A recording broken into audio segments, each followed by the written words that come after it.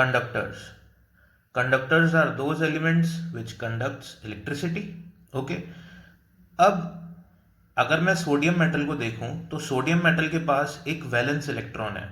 ये जो valence electron है ये सेंट्रल जो हम कहें न्यूक्लियस के साथ में अटैच्ड है, इन दोनों के बीच में अट्रैक्टिव फोर्स है, लेकिन जो फोर्स का मैग्नीट्यूड है वो बहुत वीक है। इसलिए ये वैलेंस इलेक्ट्रॉन अगर इसको थोड़ी सी एनर्जी भी सप्लाई करी जाए तो ये जंप करके एटम से बाहर आ जाता है, मेटल के सरफेस पे आ जाता है। और जब ये मेटल के सरफेस पे आ जाता है तब हम इसको कहते हैं ये फ्री इलेक्ट्रॉन है।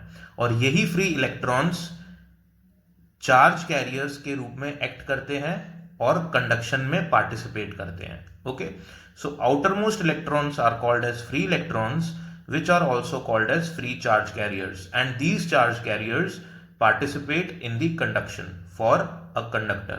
Okay, तो एग्जाम्पल अगर मैं देख लूं कंडक्टर के कॉपर, आयरन एक्सेट्रा। इसके जस्ट अपोजिट अगर मैं इंसुलेटर्स की बात करूं तो व्हाट आर इंसुलेटर्स? इंसुलेटर्स के पास फ्री चार्ज कैरियर्स नहीं है।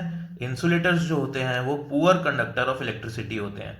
लेकिन अगर मैं चाहूं तो किसी भी इंसुलेटर के एटम को रब करके या कुछ और तरीके से उसके इलेक्ट्रॉन्स को कुछ एनर्जी प्रोवाइड करके उन इलेक्ट्रॉन्स को एटम के बाहर पहुंचा सकता हूं। ओके, सो उस कंडीशन के अंदर जो इंसुलेटर्स हैं वो कंडक्ट करने लग जाएंगे, तब भी उनकी कंडक्टिविटी जो होगी वो बहुत पुअर होगी। इसलिए हम इंसुलेटर्स को पुअर कंडक्टर कहते हैं। ठीक है, एग्जाम्पल है इंसुलेटर्स के वुड एंड रबर। ओके, कुछ इंपॉर्टेंट पॉइंट्स देखें। All atoms are electrically neutral.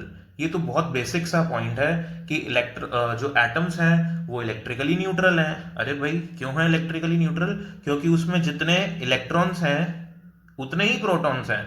Her atom में ऐसे ही होता है।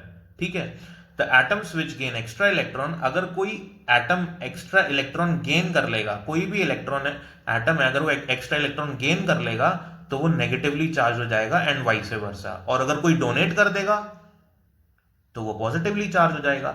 आप ऐसे याद रखें कि कुछ भी डोनेट कर रहे हैं तो आप अच्छा काम कर रहे हैं ना, तो आप पॉजिटिविटी गेन कर रहे हैं। तो आप ऐसे याद रख सकते हैं कि gaining of extra electron it will become negatively charged. Okay, if it is gaining and if you are donating electron then you will become positively charged. आप कुछ भी डोनेट करें तो आप अच्छा काम कर रहे हैं।